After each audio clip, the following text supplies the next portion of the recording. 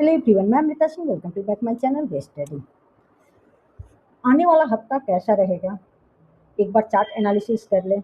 हालांकि मई का महीना निगेटिव रहा, बाजार क्लोजिंग बिल्कुल अपने निचले स्तर पे दिया है।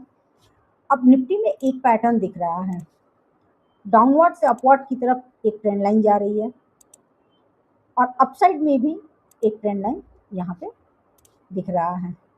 अब या तो जहाँ क्लोज हुआ है वहीं पे निफ्टी ओपन करके और अपसाइड निकलेगा। एक पैटर्न तो डेली टाइम फ्रेम में ये दिख रहा है, अगर ऊपर जाना हो तो फिर इसी रेंज को फॉलो करेगा निफ्टी। और डाउन साइड आना है तो 23,480 के नीचे अगर ट्रेड करता है तो डाउन साइड फिर निफ्टी आ सकता है।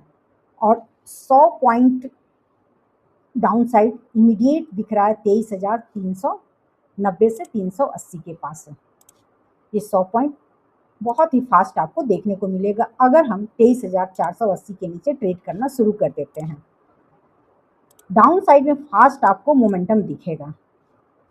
सेम वही चीज अगर इसे भी नहीं होल्ड कर पाया 23,400 को, वापस से हम 23,300, ये 100 पॉइंट बहुत ही तेज रफ्तार से नीचे आएगा।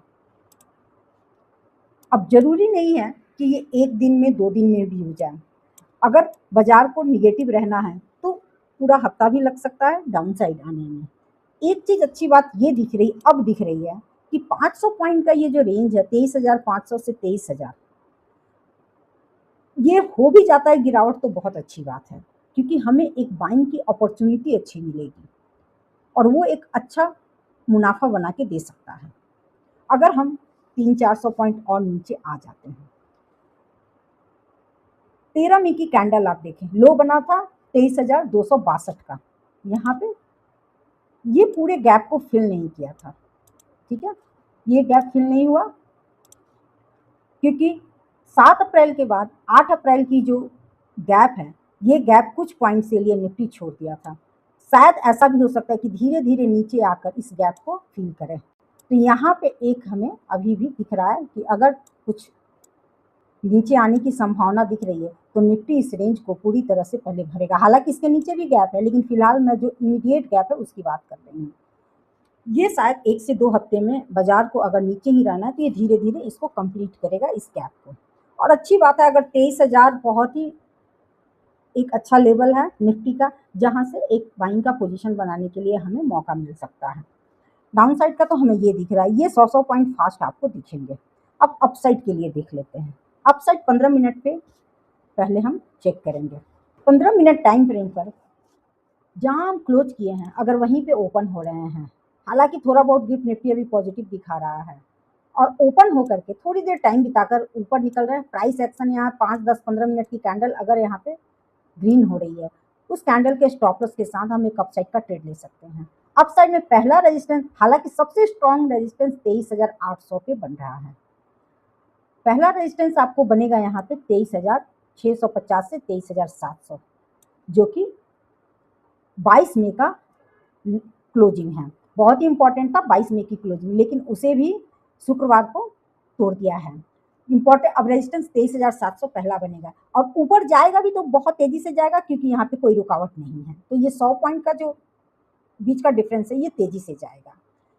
अब इसके बाद हमें यहाँ पे अगर कोई रेड कैंडल मिल रही है, शूटिंग स्टार या bullish engulf candle, bearish engulf candle हमें मिल रहा है, तो यहाँ से एक हमें अपसाइड के स्टॉप लॉस के साथ कोई भी निगेटिव कैंडल अगर बन रहा है इस जोन में, तो इस स्टॉप लॉस के साथ फिर वापस से इसी रेंज में आएगा और यहाँ से हमें एक डाउन साइड का भी ट्रेड मिलेगा।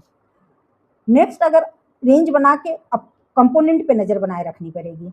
बैंकिंग कंपोनेंट सारे अभी निगेटिव ही है और थोड़ा ओवरसोल्ड भी हो रहा है, तो शायद इंट्राडे में रिकवरी भी देखने को मिल जाए। रिलायंस में बहुत बड़ी गिरावट आई थी, रिलायंस मॉर्निंग से ही गिरा रहा था, रिलायंस में तो मॉर्निंग से ही गिरावट आ रही थी। और bank Nifty component first half तक थोड़ा सा बाजार को ऊपर रखे हुए था, नहीं तो रिलायंस तो बिल्कुल ही बता रहा था कि नीचे आएगा बाजार। और आईटी थोड़ा बहुत मजबूत हो रहा था, इसलिए ऐसा लगा कि नहीं बाजार गिरेगा नहीं, तो थोड़ा फ्राइडे को कंफ्यूजन वाला बाजार हो भी गया था। अगर थोड़ी देर यहाँ पे रेंज बना रहा और बैंक निफ्टी कंपोनेंट, रिलायंस पे विशेष नजर रखिएगा क्योंकि आईटी ऑलरेडी थोड़ा बहुत मजबूत हो रहा है, वैसे भी ओवरसोल्ड है वो, तो रिलायंस पे नजर रखना और बैंकिंग कंपोनेंट पे। अगर वहाँ पे थोड़ी बहुत रिकवरी आती है तो इसे क्रॉस के फिर ज़्यादा दूर तो नहीं, लेकिन 23,800 फिर वापस एक बार चार्ट एनालिसिस जरूर करना पड़ेगा।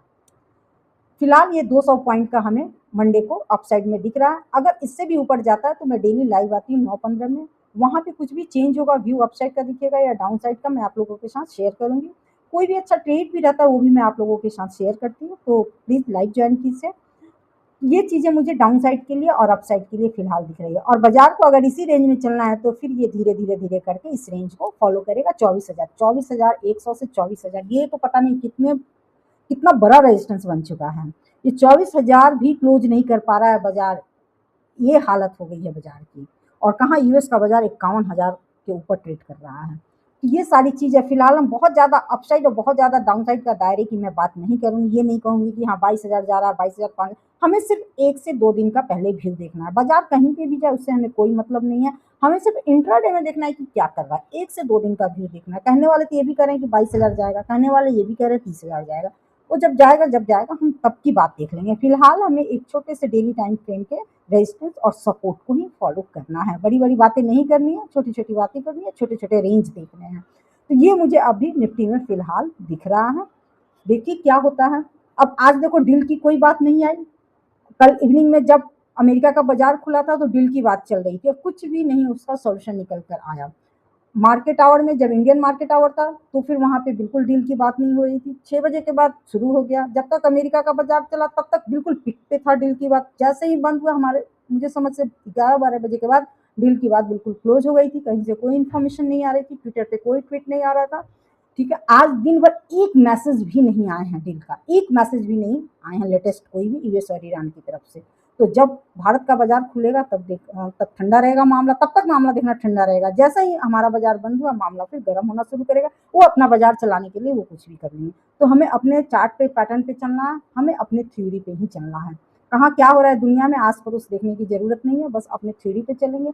ये छोटे से रेंज को हम फॉलो करेंगे। Thank you. वीडियो अच्छी लगी तो लाइक शेयर सब्सक्राइब फॉलो जरूर कीजिए। Bye bye.